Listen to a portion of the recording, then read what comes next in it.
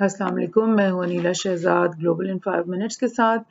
Ukraine اور Russia کے درمیان جو گرین ڈیل ہو رکھی تھی، جس کے تحت یوکرین سے بہت زیادہ جو اناج ہے اور اسپیشلی ویٹ اور مختلف اور بھی اناج جو ہیں وہ ایکسپورٹ ہو رہے تھے دنیا کے بہت سارے ڈفرینٹ ممالک میں، وہ کینسل ہو گئی بیکاز رشیا اس ڈیل سے کافی دیر سے وہ تنبیہ بھی کر رہا تھا کہ یہ ڈیل کے مطابق جو ہے آپ لوگ ہمارے ساتھ زیادتی کر رہے ہو۔ تو ایونچولی اس نے وہ بیک آؤٹ ہو گیا رشیا اس ڈیل سے، اور اس کا افیکٹ پوری گلوبل فوڈ کرائسس کے اوپر کیا پڑے گا، کیونکہ آپ سب واقف ہیں اس بات سے کہ تمام اشیاء کی قیمتیں ہی جو ہیں وہ بہت زیادہ تیزی سے بڑھ رہی ہیں۔ گلوبل جو اکنامک کرائسس ایک طرح سے آیا ہوا ہے، اس کے مطابق اس کی وجہ سے تمام چیزوں کی اور تمام ممالک میں، صرف پاکستان میں نہیں بلکہ تمام ممالک میں جو ہے وہ کرائسس یہ چل رہا ہے، اور اب اس گرین ڈیل کے کینسل ہونے سے مزید گلوبل فوڈ کرائسس پہ کیا افیکٹ ہو سکتا ہے، اس کو آج ہم سمجھنے کی کوشش کرتے ہیں۔ نیوز یہ ہے کہ بلیک سی گرین ڈیل جو رشیا اور یوکرین کے بیچ میں تھا، وہ تو اس سے رشیا جو ہے بیک آؤٹ ہو چکا ہے، اور اس کی تھوڑی سی ڈیٹیلز یہ کہ یوکرین کو دنیا کا فوڈ باسکٹ سمجھا جاتا ہے، اور جب یہ یوکرین کی وار رشیا کے ساتھ شروع ہوئی تھی تو کافی عرصے کی نیگوسیشنز کے بعد یہ ڈیل طے پائی تھی، جس کے تحت رشیا نے الاؤ کیا کہ اتنی شپس یا اتنے ملینز آف ٹنز گرین جو ہے وہ یوکرین ایکسپورٹ کر سکتے ہیں۔ اور آپ کو پتہ ہے کہ جب اتنے millions of tons green Ukraine سے نکل کر دنیا کے مارکیٹس میں جائے گا تو اس کا اوور آل افیکٹ یہی ہوگا کہ گرین کی پرائس جو ہے وہ تھوڑی اسٹیبل رہے گی اور کم رہے گی، بیکاز سپلائی زیادہ ہو تو پرائسز کم رہتی ہیں۔ اب اگر 3 ملین ٹن میں سے ایک سبسٹینشیل اماؤنٹ کو آپ کم کر دیں یا اس کو ٹوٹلی کٹ ڈاؤن کر دیں تو پھر ظاہر گلوبل مارکیٹ کے اوپر اس کا اثر پڑے گا۔ اور جب تک یہ ڈیل چل رہی تھی تب تک جو گرین کی پرائس تھی وہ $800 پر ٹن آپ ایسٹیمیٹ کر سکتے ہیں کہ دنیا میں چل رہی تھی، لیکن جو ہے اب دوبارہ سے بڑھ کر کے ہو سکتا ہے کہ یہ $1200 یا $1300 پر ٹن پہ چلی جائے، جیسے کہ گلوبل کرائسس کے درمیان ایسے پہلے بھی ہوا ہے۔ کیوں ہوا ایسا؟ کیونکہ رشیا اس سے مطمئن نہیں تھا۔ ان کا خیال تھا کہ یہ ڈیل کرتے ہوئے جو وعدے رشیا کے ساتھ کیے گئے تھے وہ والے وعدے پورے نہیں کیے گئے، اور رشیا تو الاؤ کرتا رہا ان شپس کو جانے، لیکن جو ہے وہ اس نے کہا کہ افغانستان، ایتھوپیا، صومالیہ اور سوڈان جو غریب ممالک ہیں، رشیا نے کہا تھا کہ غریب ممالک کو جانے دو گرین اور امیر ممالک کا کم کر دو، لیکن انہوں نے ایسے نہیں کیا۔ انہوں نے کہا کہ رشیا کا الزام یہ ہے کہ ان غریب ممالک کو جو ہے وہ 4 یا 5% سے زیادہ یہ ویٹ نہیں گئی ہے، باقی سب امیر ممالک کے پاس ہی یہ جاتی رہی ہے۔ سو اس نے یہ طریقہ شروع کر دیا رشیا نے کہ جو انسپیکشن اس نے کرنی ہوتی تھی ہر شپس کے نکلنے کی، وہ اس کا پروسیس کو سلو کر دیا، اور وہ ایک دن میں 2 یا 4 اب شپس جانے دے رہا تھا۔ تو اس کی وجہ سے ظاہر ہے وہ ایکسپورٹ کا جو اسپیڈ ہے وہ بہت زیادہ سلو ہو گئی، اور رشیا کا خیال یہ تھا کہ جو second part of the deal ہے جس میں رشیا کو الاؤ ہونا تھا کہ رشیا کی جو ایگریکلچر پروڈکٹس ہیں وہ بھی وہ ایکسپورٹ کر سکتا، وہ ان کو اس پہ مطلب وہ نہیں کرنے دے رہے تھے۔ تو اس نے رشیا نے یہی کہا کہ پھر میں کیوں تم لوگوں کو کرنے دوں اگر تم لوگ مجھے نہیں کرنے دے رہے۔ یہ ایک میپ ہے UN نے نکالا ہے، اس میں سے آپ دیکھ سکتے ہو کہ یوکرین سے جو ویٹ نکلتا ہے وہ کن ممالک میں دنیا بھر میں جا رہا ہے۔ اسپین جو ہے وہ سب سے زیادہ ایسا لگ رہا ہے کہ آلموسٹ اسپین میں آلموسٹ 6 ملین ٹنز آ رہے ہیں، اور ٹرکی میں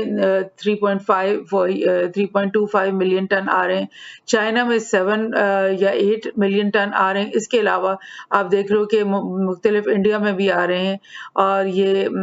بنگلہ دیش وغیرہ میں بھی آ رہے ہیں، مختلف آپ دیکھ رہے ہو کہ یہ یورپین کنٹریز میں بہت زیادہ آ رہے ہیں، ڈفرینٹ جگہ پہ، مڈل ایسٹ میں بہت زیادہ آ رہے ہیں، اور تھوڑا سے یہ افریقن کنٹریز میں بھی آ رہے ہیں. تو اوور آل کیا ہوا کہ اگر آپ نے ان کنٹریز کے اندر گرین کی آمد کم کر دی تو ظاہر ہے یہ کنٹریز دوسرے ملکوں سے اب خریدنے کی کوشش کریں گے اور پوری جو دنیا کا ایک چل رہا ہے اسٹیٹس کو وہ ڈسٹرب ہوگا اور ہر جگہ پر پھر وہ قیمتوں میں اضافہ ہوتا چلا جائے گا. تو یہ چکر ہو رہا ہے. بہرحال ابھی اسی سلسلے میں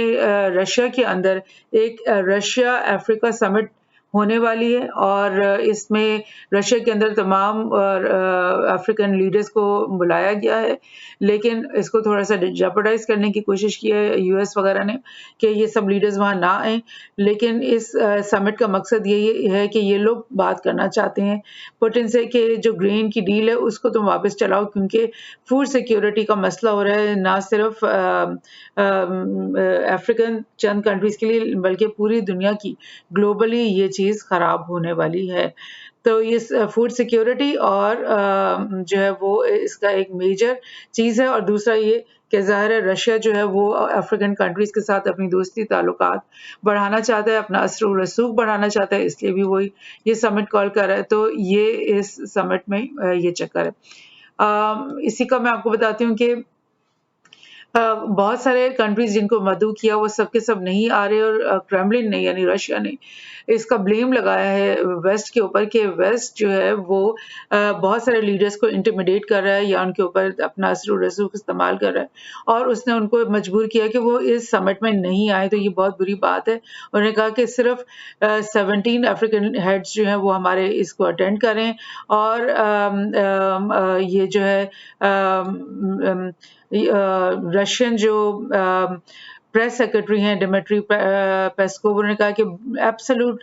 blatant brazen interference by US, France and other states through their diplomatic missions in African countries and they are attempting to put pressure on leadership for these countries کہ وہ نہ آئیں اس فورم کے اندر. تو یہ مطلب ایک وار آف ورڈز بھی چل رہی ہے اور بہت کم لیڈرز جن میں سے ایک یہ جو اس تصویر میں دکھ رہے ہیں وہ ابی احمد ہیں جو کہ ایتھوپین پی ایم ہے وہ پہنچ چکے ہیں ادھر رشیا میں اور باقی لوگوں کا بھی آنے کا وہ ابھی ہے. اچھا پوٹن نے کہا ہے کہ Russia does not reject peace deal. اس نے پوٹن نے کہا کہ یہ جو افریقن سمٹ ہے اس کے اندر یہ تمام لیڈرز یہ بھی بات کرنا چاہتے ہیں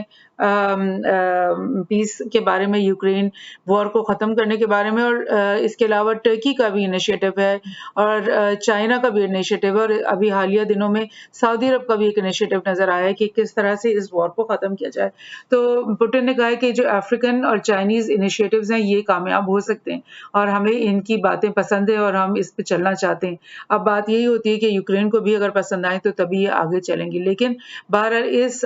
سمٹ میں دو چیزیں ڈسکس ہوں گی. ایک تو یوکرین وار کیسے ختم کی جائے, دوسرا گرین کی ڈیل کیسے واپس لائی جائے اور تیسرا یہ کہ رشیا اپنا انفلوئنس جو ہے وہ بڑھانا چاہتا ہے یا اس کے اندر. اچھا اب یہ جو جسٹ ون سیکنڈ میں آپ کو ایک اور ڈیٹیلز پہلے شیئر کرنا چاہ رہی ہوں اس سے پہلے کہ ہم آگے بڑھیں. یوکرین وار جو ہے اس کا تھوڑی سی ڈیٹیلز یہ ہیں کہ فیبری میں 2014 میں پہلی دفعہ یہ وار شروع ہوئی تھی اور اس میں کریمیا کو جو ہے وہ قبضہ کر لیا تھا رشیا نے اور اس کے بعد فیبری 2022 میں 2022 میں دوبارہ سے یہ ایک شدت کے ساتھ یہ وار شروع ہوئی اور جو ابھی تک جاری ہے. اس پوری وار میں 60,000 سے زیادہ لوگ جو ہیں ان کی ڈیتھ ہو گئی ہے اندازہ یہ ہے اور یہ رائٹرز نے نکالے ہوئے یہ نمبرز اور ان کا یہ اندازہ ہے اور انہوں نے کہا کہ انجریز جو ہیں وہ بھی 60,000 سے زیادہ ہیں اور مسنگ پرسنز تقریباً 15,000 ہیں اور 17 ملین لوگ جو ہیں وہ ڈسپلیس ہو چکے ہیں ملک کے اندر یا باہر اور 1,40,000 بلڈنگز جو ہیں وہ ڈسٹرائے ہو گئی ہیں اور ڈیمیج جو ڈالرز میں ہے وہ تقریباً $411 بلین کا اس وار کے اندر ود ان 1.5 year اتنا زیادہ نقصان ہو چکا ہے. تو इसी का रिप्रिकॉशन, क्योंकि मैं आपसे कह रही थी कि ग्लोबल इकोनॉमी के ऊपर और ग्लोबल फूड क्राइसिस के ऊपर इसका मजीद इफेक्ट आने वाला है। तो इंडिया ने ये किया है कि एक तो ये रेनी सीजन आ गया जिसकी वजह से, बारिशों की वजह से खदशा है कि जो मजीद चावल की फसल है वो खराब हो सकती है। तो इंडिया ने फर्स्ट ऑफ बल्कि जुलाई 20 को उन्होंने अपने मुल्क से तमाम जो नॉन बासमती राइस है उसकी एक्सपोर्ट जो है वो उस पर बैन लगा दिया। यानी कि इंडिया से भी बेशुमार राइस जो है वो दुनिया में जा रहा था, क्योंकि India is the world's largest rice exporter. अब गंदम की कमी कहाँ से आएगी? यूक्रेन से। और इंडिया से जो है वो राइस एक्सपोर्टर जो सॉरी राइस की कमी आएगी, क्योंकि अगर वो दुनिया का सबसे बड़ा राइस एक्सपोर्टर है और उसने बैन कर दिया है कि अब हम नहीं बेचेंगे किसी को, तो फिर जाहिर है दुनिया में जो है वो प्राइसेस पे इफेक्ट आएगा। और उन्होंने बोला कि हम जो है वो डोमेस्टिक जो ज़रूरत है उसको हम पहले पूरा करेंगे, बाद में हम देखेंगे कि हमने एक्सपोर्ट करना है या नहीं।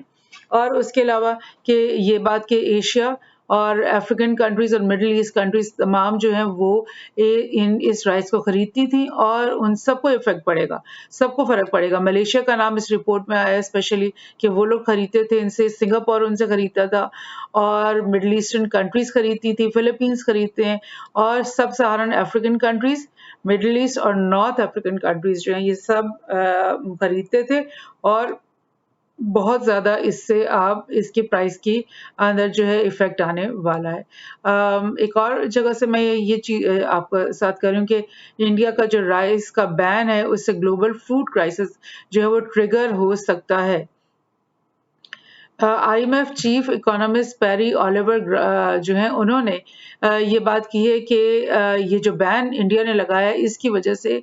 जो ग्लोबल ग्रेन प्राइसेस हैं वो सब अफेक्ट हो जाएंगे, क्योंकि अगर आपको चावल नहीं मिल रहे फर्ज करें तो फिर क्या होगा कि आप फिर रोटी ज़्यादा खाओगे तो फिर ग्रेन की प्राइस मज़ीद बढ़ेगी, और अगर चावल मिल रहा है आप कहीं और से ले रहे हो तब भी उसकी ओवरऑल वर्ल्ड पे प्राइस ऊपर जाएगी। तो 15% वो कह रहा है कि मज़ीद बढ़ सकते हैं प्राइसेस चावलों के दुनिया भर के अंदर। और इसी का इफेक्ट जो मैं आपको बता रही हूँ कि Pakistan aims to expect 15 million ton of rice amid Indian ban, यानी कि ज़ाहिर है वही बात कि अगर इंडिया बैन कर रहा है तो लोग कहीं और से खरीदेंगे, और पाकिस्तान भी एक बहुत बड़ा राइस प्रोड्यूसर है, तो उसको इसका फाइनेंशियली तो फ़ायदा हो सकता है कि हमसे ज़्यादा लोग खरीदें और अब हम बेचेंगे भी ज़्यादा प्राइस पे, क्योंकि दुनिया भर में उसकी जो कॉस्ट है वो ऊपर चली जाएगी क्योंकि सप्लाई कम हो गई है। वो तो ठीक है, एक फ़ायदा पाकिस्तान को मिलेगा, लेकिन ओवरऑल ग्लोबल जो है उसमें आपकी प्राइस राइस की भी और ग्रेन की मज़ीद ऊपर जाने वाली है। और जब इन चीज़ों की प्राइसेस ऊपर जाएँगी, ये एक बेसिक कमोडिटीज़ हैं, एक स्टेपल फूड्स हैं, और इनके बाद जो है तमाम जो है वो फूड आइटम्स की प्राइसेस पे इफेक्ट पड़ेगा, तमाम इकोनॉमीज पे, तमाम यानी कि इकोनॉमिक जो ग्लोबल इकोनॉमिक रिसेशन आप समझ लें 2008 से चल रहा है, आहिस्ता आहिस्ता चलता जा रहा है, वो उसको वो बेहतरी की तरफ नहीं बल्कि मजीद टेंस माहौल उसके अंदर आएगा आने वाले सालों में। Thank you.